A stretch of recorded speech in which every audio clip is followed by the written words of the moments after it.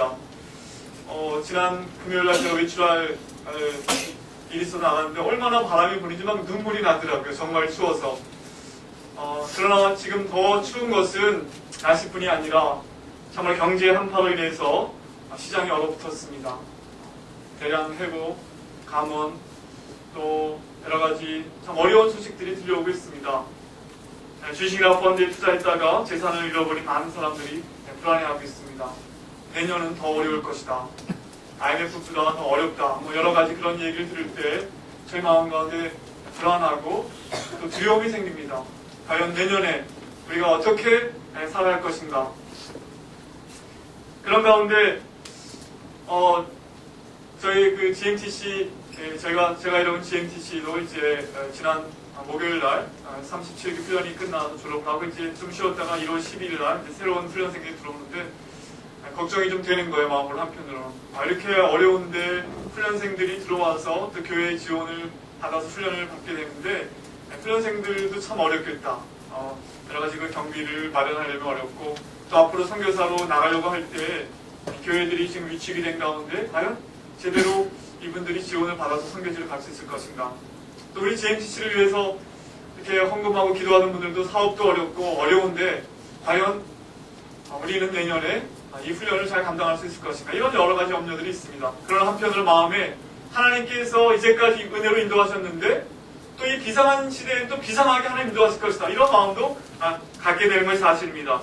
얼마 전에 청도에서 목회하시는 조관식 목사님이 저희 훈련을 방문하셨습니다. 오랫동안 저희 훈련원에서 원목으로 일하시다가 이제 청도에 가서 청도 한인교회를 목회하시는데 굉장히 큰 교회죠.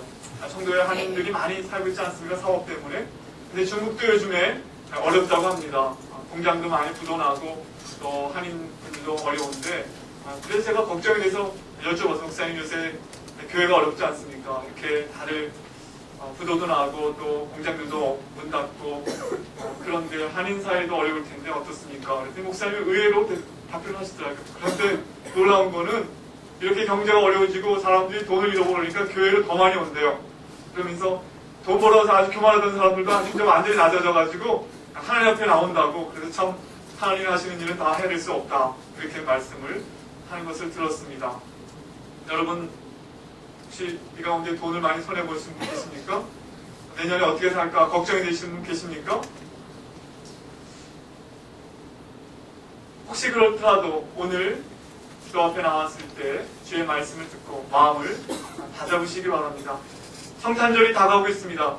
이 기간을 성탄절 전에 네 번의 주일을 우리가 대강절이라고 하는데요. 그 대강절 때 대자는 큰 대자가 아니라 기다린다는 뜻입니다. 기대하고 기다리는 대자에다가 주님의 강림을 기다리는 절기다. 대강절 혹은 대림절이라고 주님의 오심을 기다리는 절기라고 해서 대강절이라고 합니다.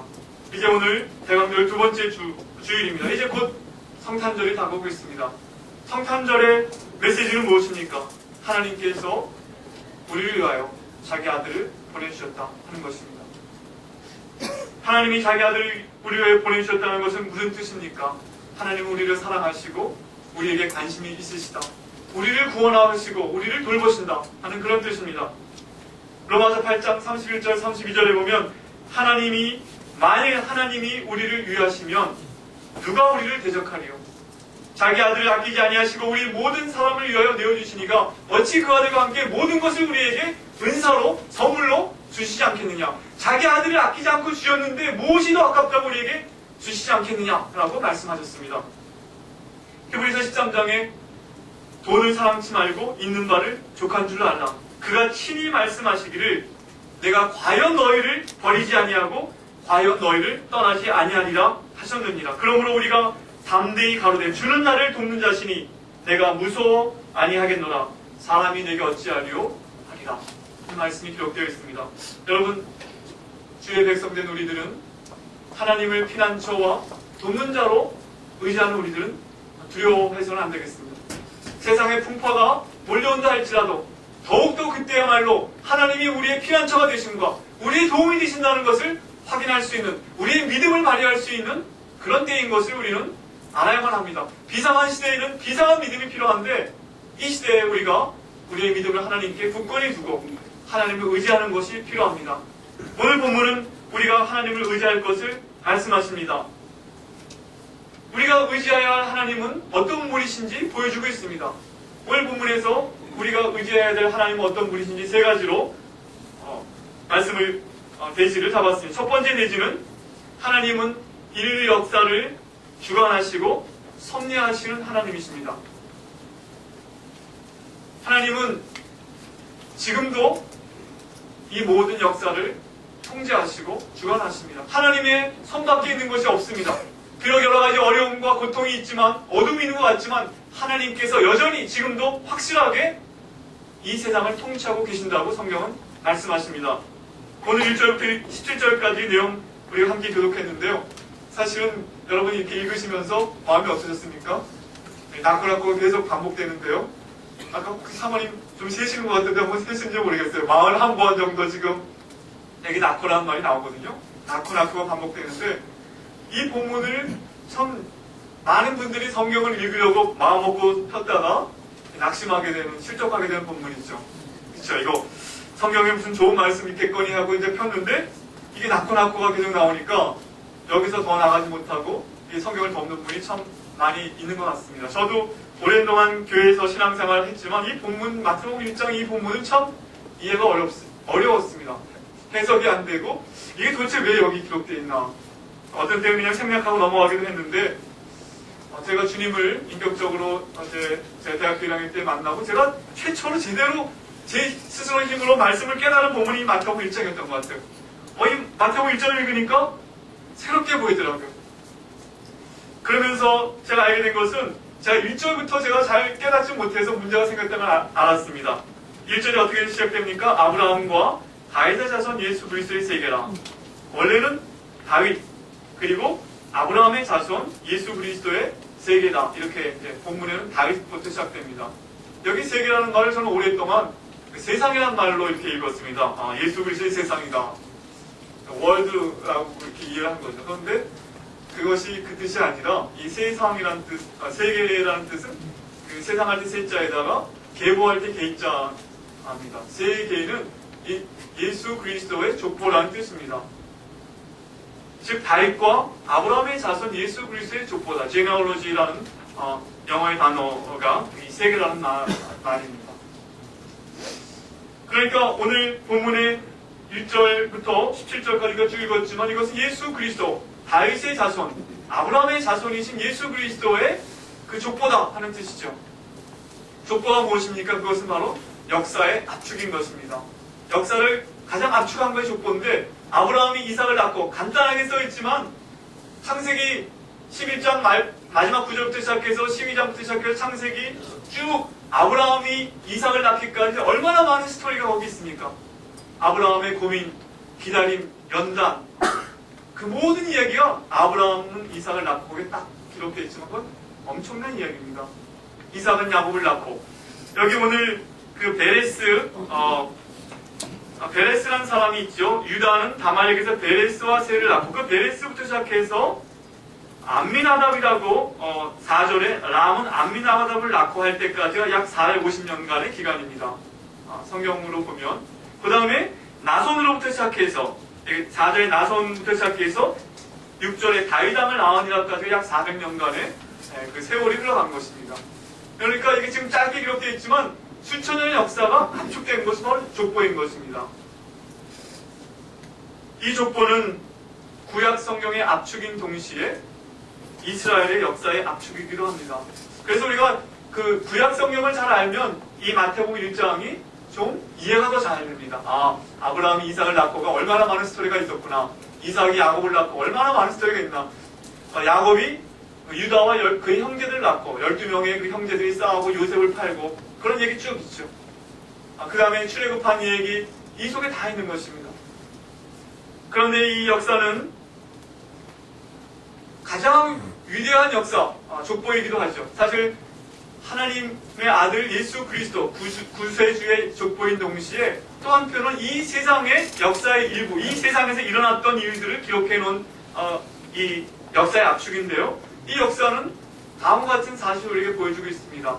즉, 이 역사는 우리가 살아가는 이 세상의 역사는 수많은 죄악들과 그 다음에 눈물, 고통, 방황으로 가득 차 있다는 것입니다. 오늘 여기 보면 사람들 이름이 쭉 기록되어 있는데 특별히 여자들의 이름이 5명이 기록되어 있습니다. 보통 우리나라의 족보에도 여자들의 이름을 전통적으로 올리지 않았었죠. 네. 유대인들도 마찬가지였는데 특별히 여자 이름이 기록될 때는 특별한 어떤 사건과 특별히 기록된 이유가 있을 때 여자들의 이름을 기록했는데 마태는 5명의 여자들의 이름을 기록하고 있습니다. 첫 번째 여자는 다말이라는 여자인데 3절에 보면 유다는 다말에게서 베레스와 세라를 낳고 쌍둥이를 낳았다 기록되어 있습니다. 창세기에 보면 유다와 다말이 어떤 사람인지 알 수 있습니다. 다말은 유다의 며느리였습니다. 유다가 3 아들이 있었는데 다말은 유다의 첫 아들과 결혼했는데 그 아들이 먼저 죽습니다. 그래서 당시 전통에 따라서 형이 죽으면 동생이 형 대신 형수를 취해서 대를 잇도록 되어 있는데 둘째 아들도 죽습니다.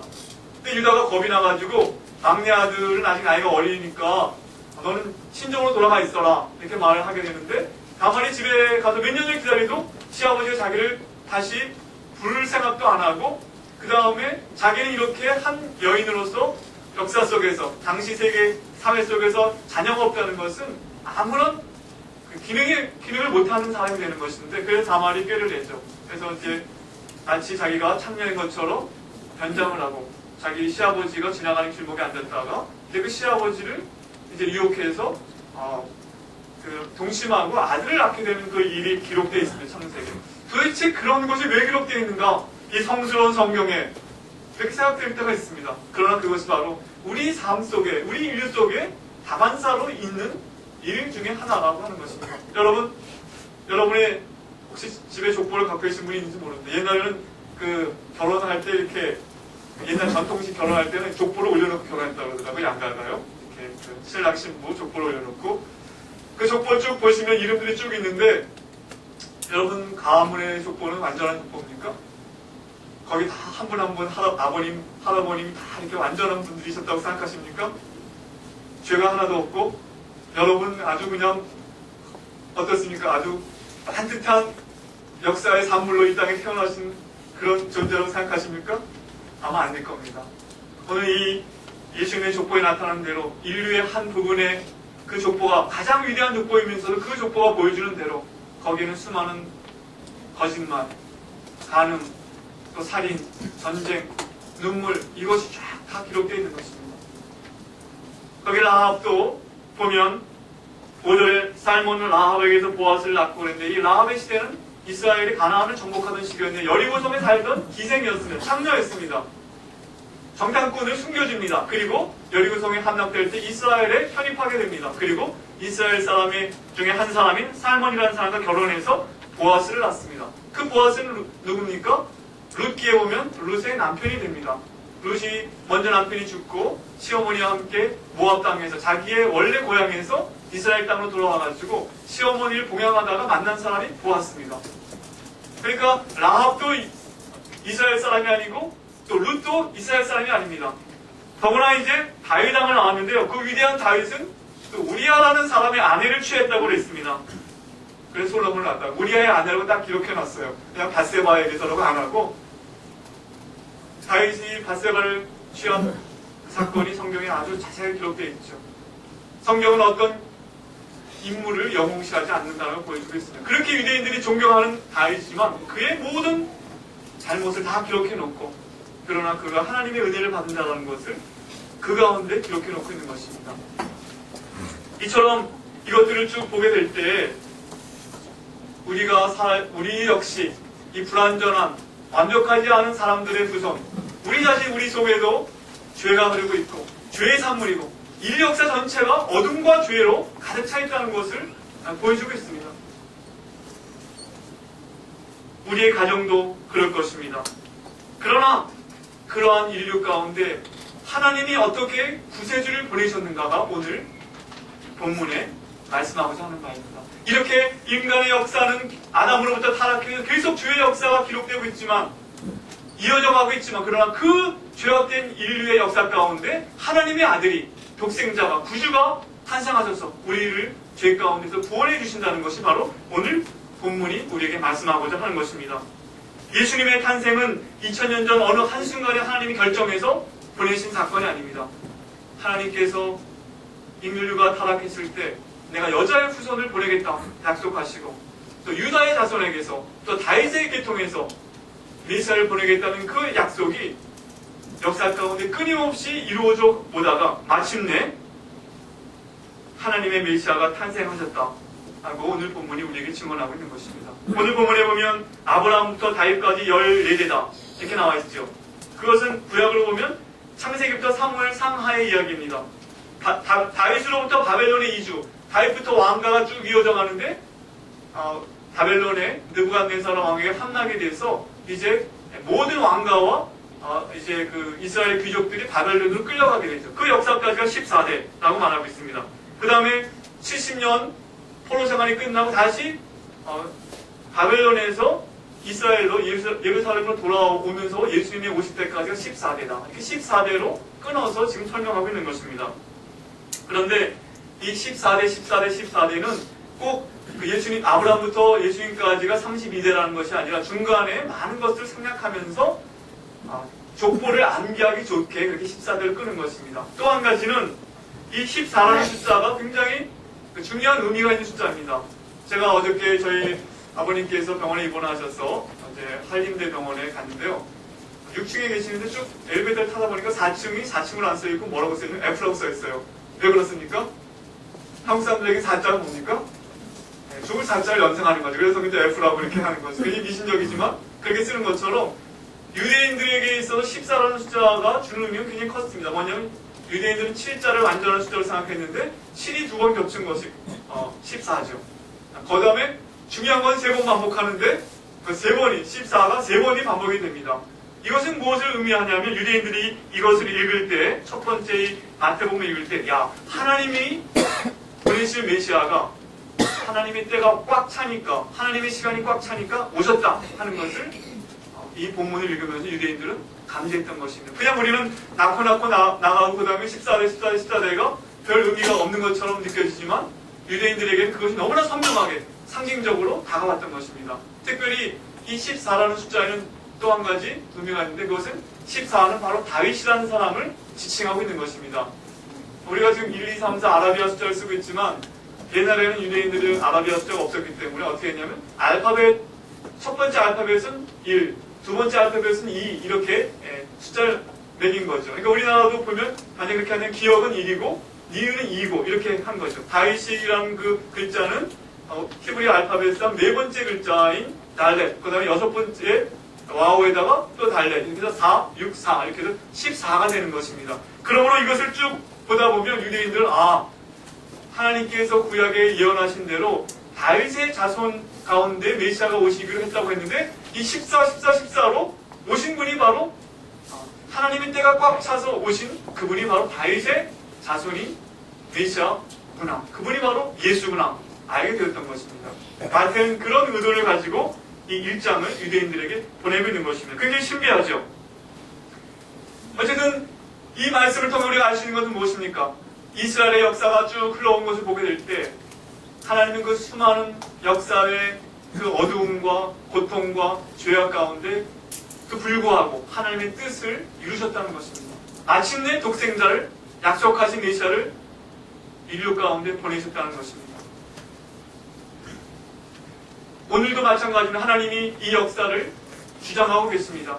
이 역사는 그냥 무의미하게 시간이 흘러가는 것이 아니라 하나님이 통치하고 계십니다. 2009년에도 이 역사를 주장하시는 분은 바로 하나님이십니다. 월스트리트가 망하고 미국의 경제가 흔들리고 한국의 경제가 어렵고 할지라도 이 세상을 여전히 통치하고 계신 분은 바로 하나님이십니다. 하나님께서 특별한 뜻을 가지시고 지금 역사를 이끌어 가시는데 그 역사의 수많은 이야기들은 다 하나님 나라를 향하여 마침내 다시 오실 메시아 그리스도를 기다리는 가운데 지금 진행되고 있는 것입니다. 그 역사의 종말에 메시아가 다시 오심으로 그리스도께서 다시 오심으로 이제 하나님 나라가 완성되게 되는 것입니다. 역사를 주관하시는 하나님이 내년에도 2009년에도 여전히 우리의 인생과 역사를 통치하고 주관하실 것입니다. 그러므로 우리는 두려워하지 않아도 되는 것입니다. 아멘? 두 번째로 우리가 의지해야 될 하나님은 어떤 분으로 나타나 있습니까?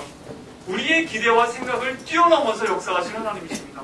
여러분 지금 여러 가지 내년을 생각하면서 계획도 세우고 또 기대보다는 염려가 있지만 우리 하나님은 우리의 기대를 항상 뛰어넘어 역사하시는 하나님이라는 것을 우리는 성경을 통해 확인할 수가 있습니다. 우리 18절부터 25절까지 한 절씩 저랑 교독하도록 하시겠습니다.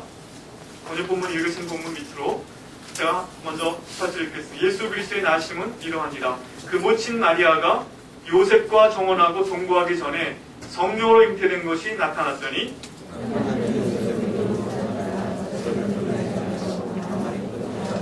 이 일을 생각할 때 주의 사자가 현몽하여 가로되 다윗의 자손 요셉아 내 아내 마리아 데려오기를 무서워 말라. 저에게 잉태된 자는 성령으로 된 것이라.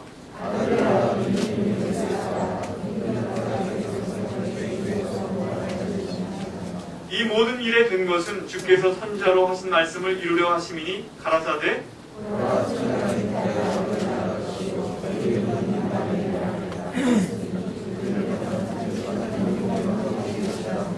요셉이 잠을 깨어 일어나서 주의 사자의 분부대로 행하여 그 아내를 데려왔으나 아들 낳기까지 동심치 아니하더니 나음에 이름을 예수라 하니라.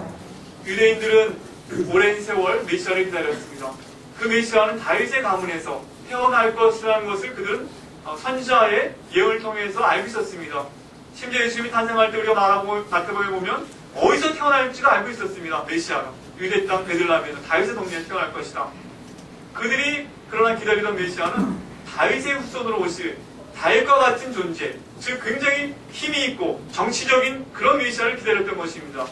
예수님은 다윗의 후손이 맞습니다. 오늘 족보가 보이다시피 다윗을 통해서 요셉은 바로 다윗의 자손이었는데 그러나 예수님은 단순히 다윗의 자손이실 뿐 아니라 바로 하나님이 신이 이 땅에 성육신하신 분이라는 것을 오늘 말씀은 증거하고 있습니다. 이스라엘 백성은 단순히 다윗과 같은 메시아를 기다렸지만 하나님께서 보내신 메시아는 그것을 뛰어넘는 바로 하나님 자신이 친히 인류 역사 가운데 오신 분이 바로 예수님이시라는 것을 보여주고 있습니다.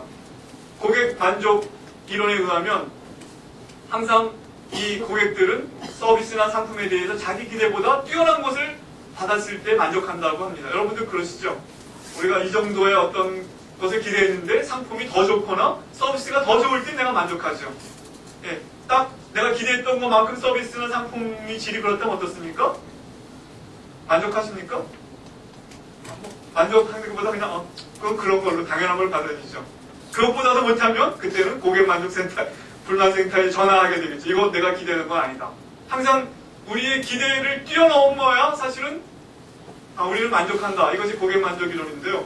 하나님은 너무 그걸 잘 아시는 것 같아요. 우리의 기대, 인간의 모든 최상의 기대도 더 뛰어넘는 분이 바로 하나님의 역사라는 것을 우리가 알게 됩니다. 하나님께서는 신이 이 땅에 아들을 보내셨습니다. 단지 다윗의 그런 왕가의 힘 있는 정치적인 메시아로 와서 로마를 때려부시고 그 다음에 강력한 나라를 세워서 이 주변 이방 민족에 떵떵거리는 그런 왕으로 이스라엘 백성들은 그런 메시아를 기다렸지만 하나님이 보내신 아들, 하나님의 아들 예수 그리스도는 바로 우리를 영원한 죄로부터, 사망으로부터, 그리고 죽음으로부터 부활하도록 이끌어주시는, 우리의 죄를 용서하시고 우리를 결박하고 있던 모든 사단의 권세를 깨뜨리시는 그런 하나님의 구주로 이 땅에 오신 것입니다. 유대의 백성들의 기대를 훨씬 뛰어넘는 하나님의 메시아가 이 땅에 오신 것입니다. 오늘 성경을 잘 읽다 보면 여러분 16절 2절 아브라함이 이삭을 낳고 이삭이 야곱을 낳고 아버지가 아들을 낳았다고 계속 이렇게 쭉 나와 있는데요. 유다가 다말에게서 유다가 낳은 것이면 다말이에게서 낳았지만 유다가 낳았다 되어 있지만 16절은 좀 다릅니다. 야곱은 마리아의 남편 요셉을 낳았으니 야곱이 요셉을 낳았다는 거죠. 그런데 마리아에게서 그리스도가 칭하는 예수가 나십니다. 요셉이 예수를 낳은 것이 아니라 앞에 보면 아버지가 아들을 낳는 걸 쭉 기록되어 있지만 16절에 가면 마리아에게서 예수님이 나셨다. 이렇게 기록되어 있습니다. 특별히 마리아가 예수를 낳았다는 것도 아니고 마리아에게서 예수가 나시냐. 이것을 수동태로 되어 있는데 이걸 신적 수동태라고 합니다. 마리아 자신이 주체가 돼서 난 것이 아니라 바로 오늘 아까 18절부터 읽었지만 성령께서 역사하셔서 성령으로 예수님께서 마리아의 몸에 잉태되시고 그리고 탄생한 것이죠. 우리가 알다시피 요셉은 다윗의 자손입니다. 그가 마리아와 정혼했는데, 정혼이라는 것은 결혼 전에 이제 우리로 말하면 약혼보다 훨씬 더 엄격한 그런 관계입니다. 이미 부부나 마찬가지지만 정식으로 이제 마지막 결혼식을 올리고 부부로 살아가기 직전에 그 상태에 있는데, 마리아가 잉태된 것을 알았을 때 그는 마리아를 좀 보호해주기 위해서, 만약 그것이 드러나면 그때 당시는 지금 이슬람 세계도 마찬가지지만 이제 처형을 당하게 되기 때문에, 죽음을 맞게 되기 때문에 마리아를 보호해주기 위해서 그가 많이 어떻게 하면 좋을까 생각하고 있을 때 주의 천사가 꿈에 나타나서 말씀하셨습니다. 다윗의 자손 요셉아, 네 아내 마리아 데려오기를 무서워 말라. 저에게 잉태된 자는 성령으로 된 것이라. 제가 한번 성경 공부를 인도하는데 한 자매님이 저에게 보는, 자기는 도저히 예수님께서 처녀의 몸에 나셨다는 것을 믿을 수가 없다. 어떻게 그런 일이 있을 수 있겠는가? 그래서 제가 한번 물었죠. 그러면 창세기 1장 1절에 태초에 하나님이 천지를 창조하시니라 말씀하셨는데, 하나님이 이 우주 만물을 지으신 것은 믿냐고 그랬더니 그건 믿는데요. 이 우주 만물을 보게 될 때 너무나 질서가 있고 아름답고 정교한 이 우주 만물을 하나님이 지으셨다. 자기 믿는다. 이렇게 말씀하시더라고요. 그래서 그러면 이 우주 만물을 지으신 하나님이 아들을 이 땅에 보내실 때 왜 동정녀의 몸에 나시게 하실 수 없겠느냐?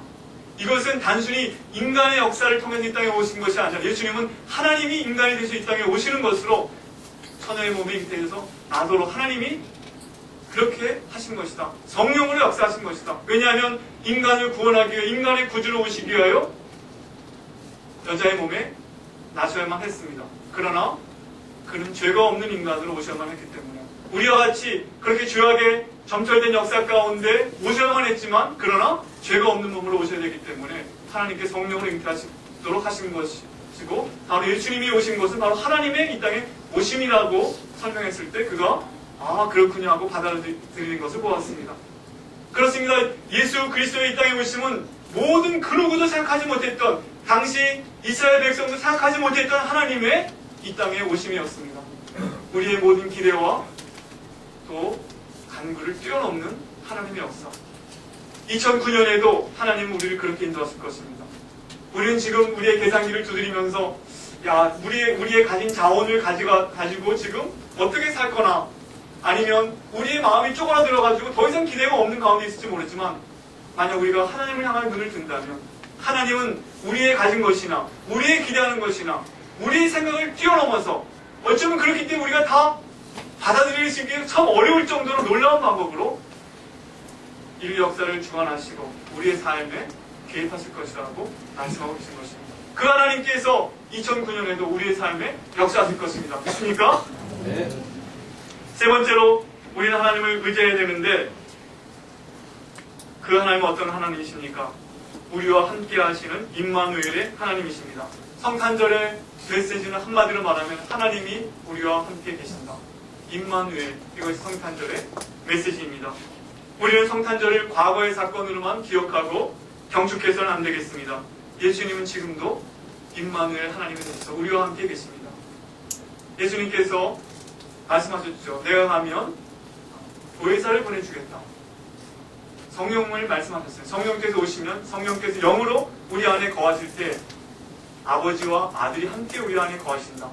예수님은 지금 우리의 눈에 보이는 대로 모습으로 우리와 함께 계시지 않지만, 이제 장차 다시 우리 눈에 보이는 모습으로 오실 것입니다. 그것이 이제 성탄절이 우리에게 주는 메시지인데요. 예수님께서 2000년에 오셨을 뿐 아니라 이제 다시 오실 것이고, 다시 오실 때까지 늘 우리와 함께 계시겠다는 약속이 바로 임마누엘의 약속인 것입니다.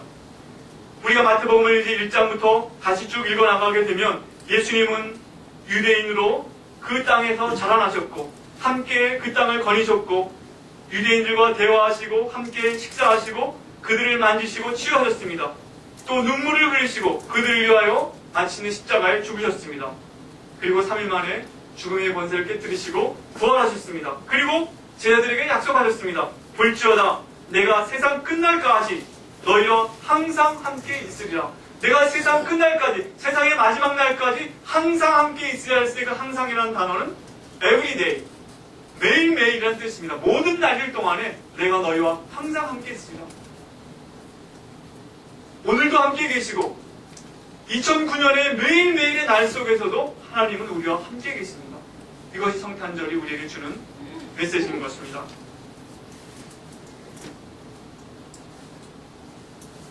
여러분, 하나님이 우리를 위하시고 우리와 함께 하신다면 무엇이 두려울 것이 있겠습니까? 어쩌면 이 세상의 질서가 흔들리고 월스트리트가 무너지고 기존에 의지했던 모든 것이 흔들리는 것이 하나님의 뜻인 줄 모릅니다. 하나님만 의지해야 되는데 우리가 의지했던 것들을 우리 힘으로 깨뜨릴 수 없기 때문에 하나님이 우리의 우상들을 치신다고 우리는 할 수 있어야만 되겠습니다. 가장 어려운 시기를 우리가 통과하게 될지 모르지만 불로 연단한 금과 같은 믿음이 우리에게 생길 것입니다. 하나님과 동행한다면.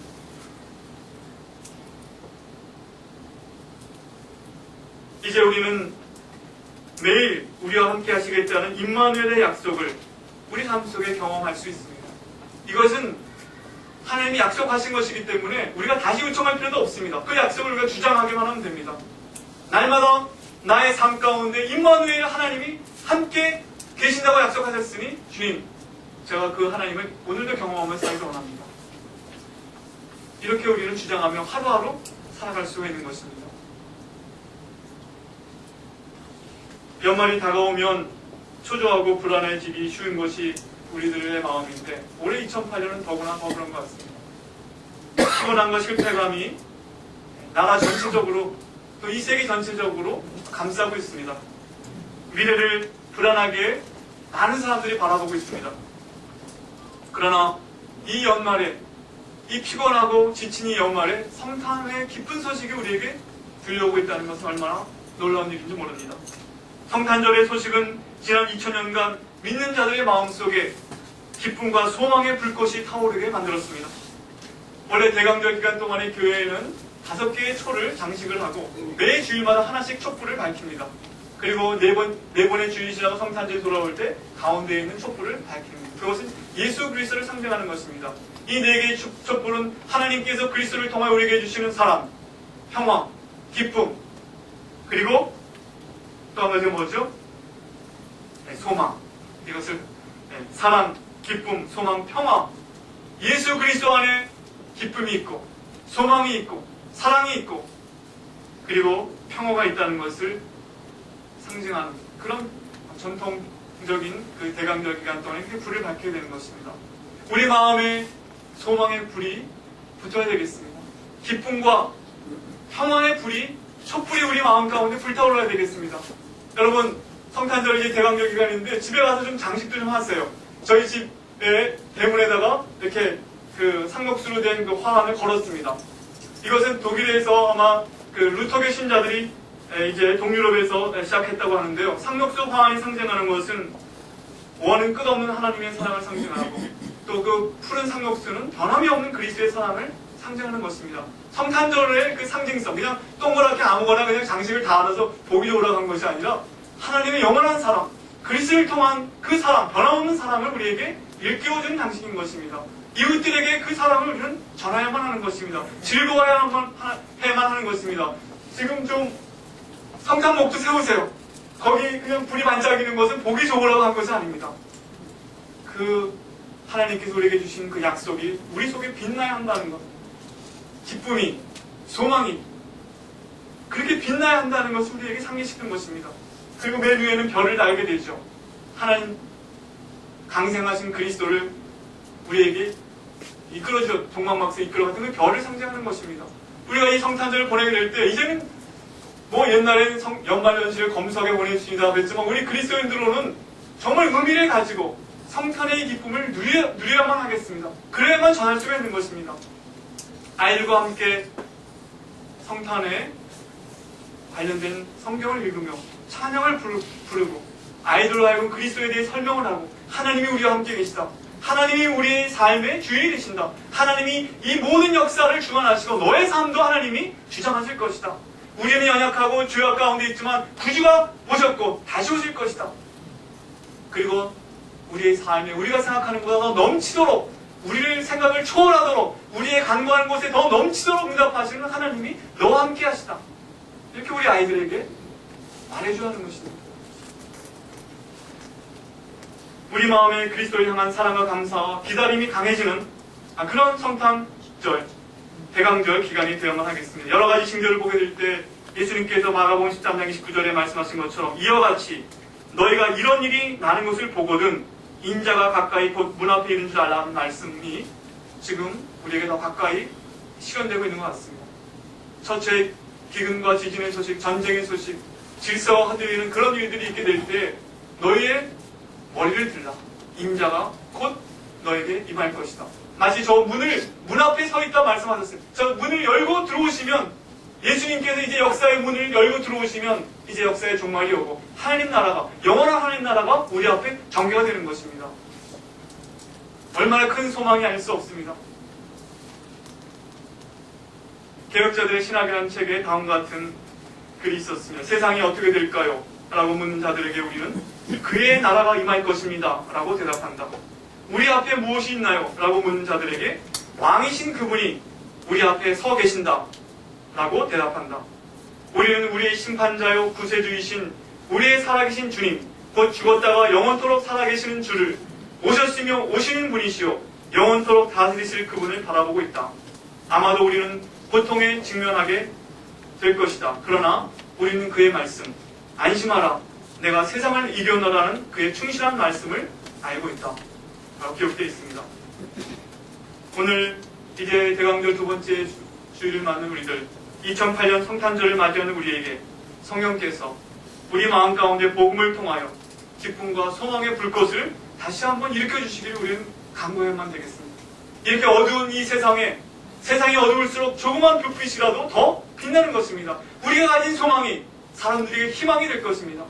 우리가 그 기쁨과 평화와 하나님의 사랑을 우리 마음에 가득 담는다면 복음은 더 강력하게 이 어두운 세상, 이 차가운 세상에 능력으로 역사하게 될 것입니다. 아무쪼록 우리 모두가 다 성탄의 기쁜 소식으로 감사가 충만하고 또 소망을 전하는 우리가 모두 되시기를 주님의 이름으로 축원합니다.